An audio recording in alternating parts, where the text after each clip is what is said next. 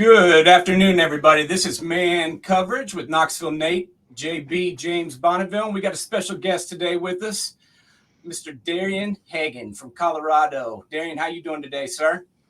I'm doing good, man. Thanks for having me. I appreciate it. Hey, no problem. We really appreciate you coming on and spending some time with us today. We want to take you a little bit back today when we bring you on the show. We want to talk a little bit about the old glory days and Okay. talk about that team from the Buffaloes, 89, 90, 91. First off, coming out of LA and Southern California.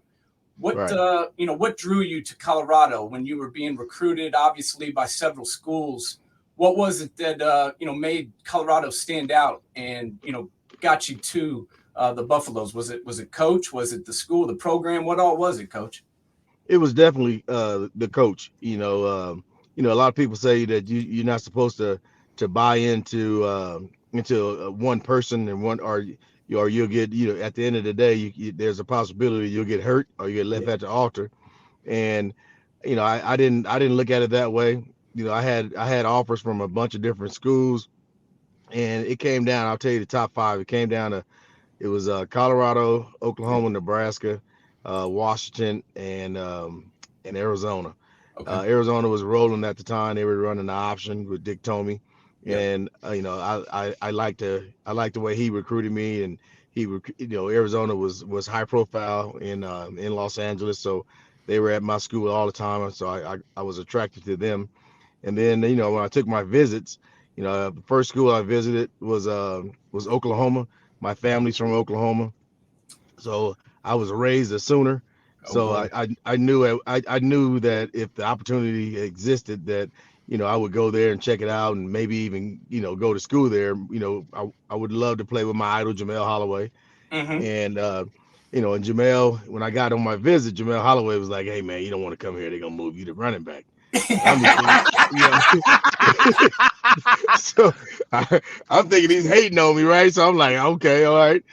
And so I believed him, and I really it was like I kind of stiffed on them, and then my next visit was Nebraska, and I went down there. I was on my trip, literally on my trip for 6 hours, and I realized that the city of Lincoln and Darien Hagen could not exist, could not coexist, man. So I made I made up a telltale, man, to get out of there quick, and I flew home.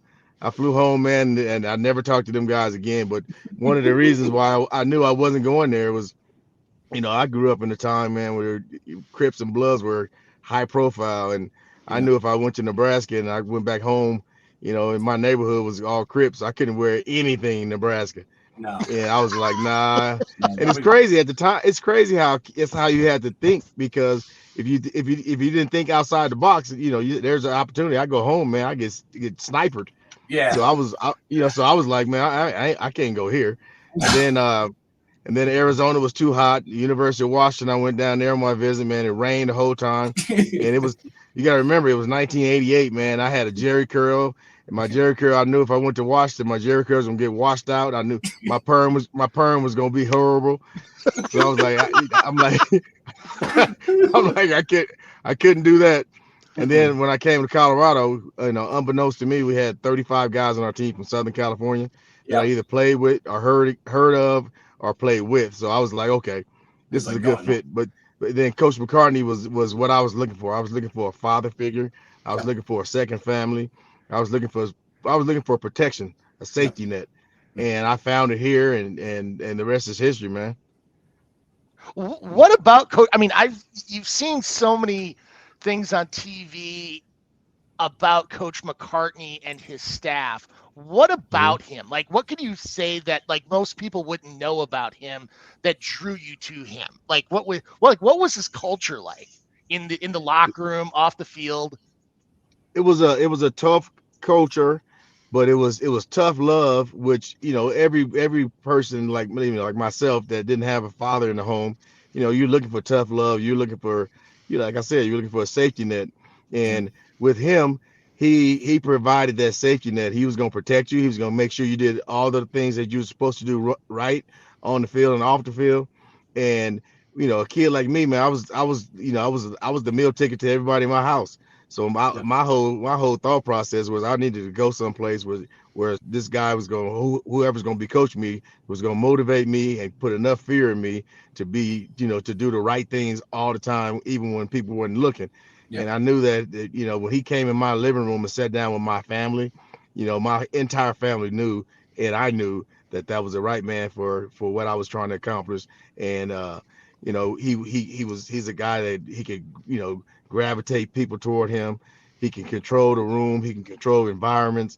And what he did was he recruited people that he knew needed love, who needed direction, and who badly wanted to win and was super competitive. And that's what Yeah. we had on our team. Yeah, there's no doubt. And there was something special on those teams. I mean, you talk about it, those 3 years in a row. I mean, 20-0-1 in the Big Eight, Darian. I mean, that's that's all right. I mean, especially considering who you guys were playing those days. I mean, you had the coach, they had the quarterback. You guys had athletes, but there's always something that makes those championships teams special. What was it that helped you guys get over the hump and win that title? And just have so much success? Well, I can tell you, a lot of people say everything, rises and falls on leadership. Yep. Coach from top to bottom, our leadership was dynamic. Coach McCartney was the leader. Everybody knew it. No one second guessed him. No one, would go against him or anything like that. And then every coach, we had, I think out of the 9 coaches at the time, I think 7 of them became head coaches. Mm-hmm. And so that tells you something, that he picked the right people, and we picked the right program for what we were trying to accomplish, but the leadership top to bottom, man. And then Coach McCartney also did something that I haven't been a part of since, as a freshman, when you came to campus, the person that you were, you was going to be with, most people were going to be with their roommates, but he didn't put the freshmen with their roommate. He put with a guy that he knew. He put the freshman with a senior, and that senior was in charge of that freshman until that senior left. And then when that senior left, and that freshman became a sophomore, that sophomore was in a leadership role, but now he was connected with a junior. Okay. And then when that junior went to a senior, that sophomore now became a junior, and then that junior was in charge of the sophomore. So the leadership role was always embedded, and we were always thinking about take care of my little brother. So our big brothers, man, it was that type of atmosphere, and everybody wanted to be like their big brother. So everybody, we fell in line, and everybody just wanted to do the right things, and it was a brotherhood, man. And Sal Anessi, when he went down with inoperable stomach cancer, everybody knew that, hey, our fallen leader, he's gone, man, but what would he expect out of us? And every time we hit the football field, man, we pointed to the sky, and we just thought about him, man. And we went out there, we knew every game was going to be a 60-minute game. People say that in like a cliche, but we knew it, and we were ready for it. Coach McCartney took care of us, man. So when we played Oklahoma, Nebraska, and Missouri at the time, back to 3 weeks in a row, he wouldn't even put us in pads, because he knew that we were going to be tough enough, competitive enough to do the right thing. So we didn't have to put on pads. We knew how to practice. We knew how to take care of each other. And then when it was go time, man, we had war daddies, and we went to work. It's interesting listening to you talk about the passing down of the culture. It's more than just the coaches and the assistant coaches. It's the players bringing it down too as well. I think that's fascinating. Honestly, it's brilliant, because bad teams, no one leads. Good teams, coaches lead. Elite teams, the players lead. And I can see, and you could see how Coach really instilled that on you guys.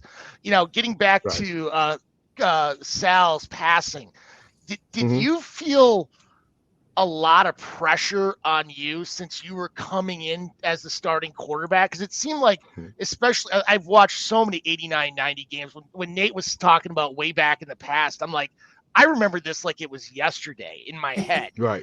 And it was just like, it seemed like the game just felt slowed down for you in 89 and especially in 90? Like 89, there was a lot of emotion on his passing, but 90 was very much it was business. Like you guys had him, it was finishing business. What was your mindset coming in on that with all that, with Sal being talked about in every interview as every game got closer to the Orange Bowl? Right. I can tell you this, when I took over for Sal and Essie, man, I had no idea that I would be, put in that situation so early. So I can tell you, I can take you back and put and let you ride along with me. So it was we're going through spring ball, and usually, I'm still in my freshman year going into my sophomore season, and it's in the spring when it's when it's in college, man, everybody trying to hang out and party and all this stuff. So we go to spring ball and all that, but guys are hanging out and it's free time, on weekends, and you don't have to play ball. And I thought that Sal Nessie was a guy that was just going out and partying and all this stuff, because every time we would run, he couldn't finish a run. And we used to say amongst ourselves, man, Sal need to quit partying, man. He drinking and stuff, man. He need to quit partying. And so it was on we would run and condition on Wednesday, and it was a Wednesday. The second time we did it, he started throwing up, and went to a trash can. I went by him, pat him on the back, like, come on, man, we got to finish. We'll be all right. And when I looked in the trash can, it was blood. I was like, oh, what's going on? Oh, and then we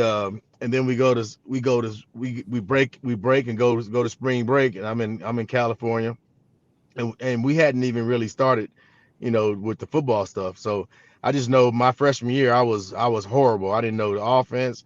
I didn't know what I was doing. I was out there playing on just being scared and playing in instincts. I was ill-advised, making ill-advised plays, and nobody believed in me. Guys just like, dang, we got this dude here. He don't never be any good. And I knew nobody had faith in me. And so I got home for spring break, and I just got to working out with my buddies from high school, and those guys went to college as well. And we just worked out, man, and get a call from Coach Barnett, and he says, "What are you doing?" I was like, "Coach, I just got to working out." He goes, "Good, good." He said, "I got some news. I want you to sit down." I'm like, "Okay." And he goes, "You're gonna be the starting quarterback." I'm like, "What? We haven't even started spring ball. How you gonna tell me that?" He goes, "Well, Sal Nessie has inoperable stomach cancer, and he has 6 months to live." Oh my God. And when he said that, I grew up overnight. Real quick. I knew that in order for us to reach our goals, and we had a lot of guys on our team who wanted to go to NFL, who had at those aspirations, and we had guys that we knew that were top-notch NFL players. So I just took it serious to the point where if I don't do what I'm supposed to do, I'm holding back and hindering all these guys' their futures. And I decided, right then and there, that I was going to change my whole identity, my whole mental makeup. I started studying. I started meeting with Coach Barnett, 2 or 3 times a day. And then once we started spring ball, it was go time, man. I knew the plays like it was like high school, man. I had videos all the time. I was always watching film, so I was so well versed in our offense and defenses, to where defense would be milling around. I knew exactly what they were going to be in their final formations, and I would get us in the right play. And guys were like, "Man, how you knew they was going to line up that way?" I said, "By film study." Yeah. And then and then the season started, man. We started rolling, and but if Sal Nessie and his illness was the linchpin to me, doing the things that I needed to do to help the University of Colorado, reach its desired goals. And man, it was awesome. It was a blessing just to see it happen. But the unfortunate thing, was the passing of Sal. But he his legacy lives on because of the type of person he was, and everybody on our team never forget, who Sal Nessie is. We talk about him all the time. Our teams were so close, man, and we probably have out of the guys of the national championship team, I would say probably 60 to 70 of those guys still live here in Colorado, and we see each other all the time. Wow, that's crazy. Well, I mean, granted, Boulder's a beautiful place. I mean, like we were trying to figure out what picture to put up as the background, and I'm like, if it's got the mountains, you're pretty good off. I mean, you had such an amazing, like, between coaches, players, people. I mean, people you know. Who was that person that gave you the best advice that helped you not only as a player, but in your professional life, in your coaching life, that you could help pass that culture and thought process down? I mean, I was sitting there I asked this question of everybody, and I'm like thinking about you. I'm like, man, there's probably like 20 people you could probably mention. That's why I'm like really intrigued about this answer. Right. Well, you're right. It's a lot of people that I can say that helped me, ascend to the things that I was able to accomplish here. But I can say the one person that helped me on a daily basis, who helped me become a man, who gave me my start in coaching, who told me I would be a good coach if I gave it a shot, and that would be Gary Barnett. Yeah. Coach Barnett, he was the guy who took over the recruiting process. Our running back coach Oliver Lucas, who was a coach in California. He was the guy who started it off and got me very, very interested in Colorado. And then Coach Barnett took over, and then once Coach Barnett took over, man, and I came here, I was with him all the time, and it got to the point where no one knows this, but I'm gonna say it. When I hurt my knee, in the championship game, and I knew I couldn't go home and hang out with family and all that stuff, so I had to come back here after the championship game, and I had to get surgery. And at the time, Coach Barnett was building a new house in Boulder. It was actually in Niwot, which is like 15 minutes outside of Boulder, but he was building a new house, and he changed his plans on the house because I was going to be around, and he built me a room in the basement. Wow. That's pretty cool, man. Yeah, that's awesome. So Coach Barnett, he was that guy, man. And then when football was over for me, I was here in Boulder working, and he would always call me like, man, I want you to come coach. I want you to give it a try. I'm like, Coach, I ain't doing that.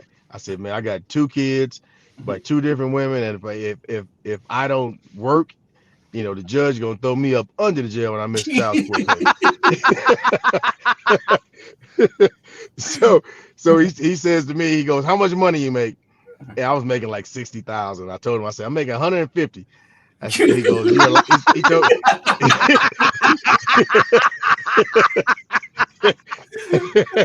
and he says, you're a liar. I already checked. And so he so what happened was I came and coached, and so they gave me my GA salary, which is equivalent of a full scholarship, but it was like $80,000 a year, and he paid me $100,000 out of his own pocket.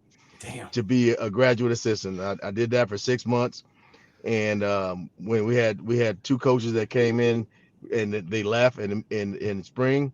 Yeah. And they came and interviewed actually, and our receiver coach had left. Ted Gilmore here left to go to Nebraska. Yep. And coach goes, we had 2 guys come and interview, and he goes, like, I want you to go interview, and he said, I want guys that want to be here. We had one of the guys showed up with jeans, cowboy boots, t-shirt, and a blazer, and coach kicked him out, didn't let him interview. and he tells me to get ready, and I went down and I got ready. And the first guy I interviewed, they asked him all these questions, man, and I was writing down all the answers and putting my own answers to the question. So when I interviewed, they asked me the exact same question they asked that guy, and I already had rehearsed. And I interviewed, and they was like, yeah, you got the job. And I started working there, man, and I've been here ever since. This is 2002. Yeah, 18 years, right? Yeah. 18 years, man. That's saying something. So I got to ask you, 18 years, what are you thinking about now? I mean, we got people being recruited when they're freshmen. We got people getting paid to, go to school places, the NIL money. You got the transfer portal. I mean, it's so different now. I mean, how do you take what you knew from the old days and implement it with what's going on now, D? And what do you think about, what do you think about all this stuff? How do you develop players when you may develop them and they get good and then they go somewhere else? I mean, how do you deal with all that? Well, you just identified Jarek Broussard. Yeah. Jarek Broussard, the running back at Minnesota. Yeah. You know, he was a 2-star recruit. Nobody wanted him. He come off a blown knee. He comes here, he developed the guy. He was a starter for me for 2 years. And then you know, he got offered, you know, NIL money to go to Michigan State. You know, he went down, so he leaves, and then you know, now I'm in the process of starting all over again, trying to develop guys. Yeah. You know, but at the same time, I don't like it. Yeah. But at the same time, you know, I want the kids, if the kids can get paid, and you know, that's the way the game is right now, they deserve to get paid. Go get paid. It's like free agency, but it hurts programs and things like that. But I'm a firm believer in loyalty, and loyalty outwins everything. And you know, if you have loyalty to anything, you're supposed to stick by it. Yeah. Okay. And you know, with a guy leaving because of NLI money and things of that nature, what are you gonna do when things get tough with your family? Are you gonna leave your family because you got a better job and you got a prettier woman out there? What are you gonna do? You know, you go and do all those things because somebody is sexier than your wife, and then shame on you. Yeah. You know, and then you know, but I do agree with the money part of it. If you can make some money, we got to pay these guys. Yeah. You know, coaches are making a lot of money, and the kids deserve to get some of it. Oh, you yeah. know, I don't agree with, you know, the millions of dollars that these kids are getting and things of that nature. Yeah. You know, but I can tell you this: if someone gave me $1 million to coach, I'm damn sure gonna coach. Yeah. Oh, You know, absolutely. so I just, No, I'll take it. you know what I mean? So Yeah, I, but they, they've been paying these coaches millions for years, and the money's there, Right. and these kids deserve it. But as Coach right, Stoops from Kentucky said, you know, the whole system of it was kind of designed to pay kids that have been in a program and help the right. program, you know, win and help the program, you know, get revenue. But that's, you know, Right. not necessarily how it's being used. So Right. hopefully there'll be some bumpers put in Right. and some restrictions maybe put in place to make it, you know, functionable in the Right. future. I hope so. I hope so, because what they're doing right now, they're rating programs. Yeah. And you know, I like you said, the NIL deal, that's supposed to be a fair game for everybody. But you know, a lot of people are, you know, they're rating programs and giving guys more money where other programs can't match it or do the same thing. So, you know, I don't think it's an even playing field. And you know, if college football wants to be fair and equal, they need to have a even playing field. I agree. Well, I mean, not only going on that, but I mean, like conference hopscotch that's happening so much now. I mean, heck, Right. the old Big 8 became the Big 12, and then Nebraska left, Missouri left, Colorado left, Oklahoma and Texas left, A&M left. I mean, is it harder? Like, I mean, before in the Big 12, like, I mean, heck, back when you played, you know, you always expected that Friday after Thanksgiving was CU Nebraska. You know, how do you, like, is it harder to build those new rivalries up when you're in a new conference? I mean, how do you do that? Because there's just no tradition to fall back on. Right. There's no tradition to fall back on. You know, like you said, man, everybody knew Thanksgiving, Colorado and Nebraska gonna play. Everybody knew it. You geared up for it, you know, and now it doesn't exist anymore. It's like a downer, but it you know, then we go to the Pac-12 and we try to manufacture a rival game, and that rival game, you know, we try to rival with you know, with Utah, but it ain't the same. Yeah. You know, the only thing's the same is the red colors. Yeah. Absolutely. You know what I mean? Yeah. Well, other than that, it don't feel the same. It ain't the same, and you can't pretend. Yeah. I would be remiss at not asking this question, but I'm guessing if you never hear about the 5th down game ever again, you'd be happy in life. Like, was the field that bad at Fraught that day? Like, it was like everything I heard, it was like a slip and slide. Like, was it just awful? It was awful. I can tell you this.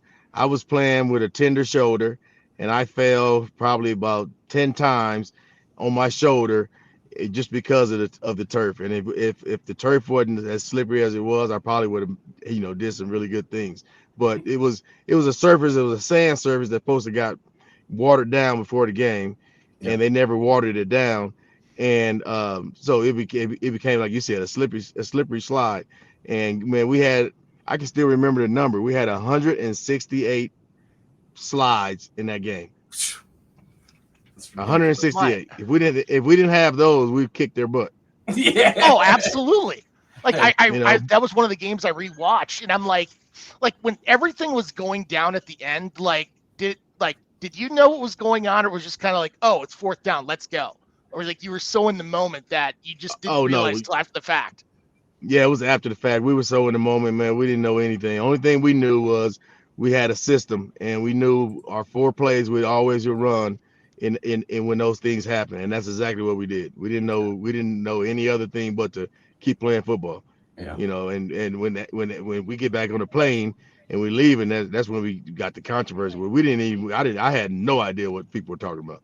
Yeah. Well, hey, I always told James I liked it better back in the old day, man. There was some mistakes made, but there was flow to the games. Like now, every damn play, they stop it, they look at it, they go look it up, they get some more commercials going on, and it's ridiculous. At least back then, you got to get a flow of the game, and there was momentum that could be done. So I liked it better that way. But I just know I'll always remember you. I was telling James, I went back and watched some tape, and I remember, the thing that always stuck out to me was you'd be running, going down the line, somebody hit you, defensive end hits you, safety hits you, and you're like, oh, he's going to get a 4-yard loss. And all of a sudden you pitch it.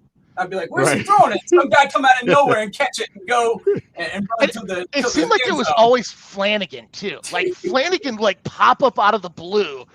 He's like not even in the stadium, and there comes Flanagan with the ball. I mean, it was just crazy. Like there must have been some ESP between you two. You know what? It was so funny. Every time in practice when I was a freshman, I would run the ball and I would just take off running, and when I would run, I'll be looking for a guy to pitch it to. Yeah. And our running back coach came up to me. He's like, "Hey man, why don't you just run?" I was like, "Well, when I was in high school, they taught the running backs to stay with us. Yeah. So, I'm looking for a pitch." And he goes, that you guys did that in high school? I was like, yeah, that's what we did in high school, and we got a lot of touchdowns off of it. So that day he told the running backs, anytime he turned that ball up and started running, you guys follow him. And the only one that had enough speed to stay up with me was Flanagan. Bieniemy, at the time we didn't know he was going to be 300 pounds, but he wasn't trying to get down there. Man. One more question I got to ask you.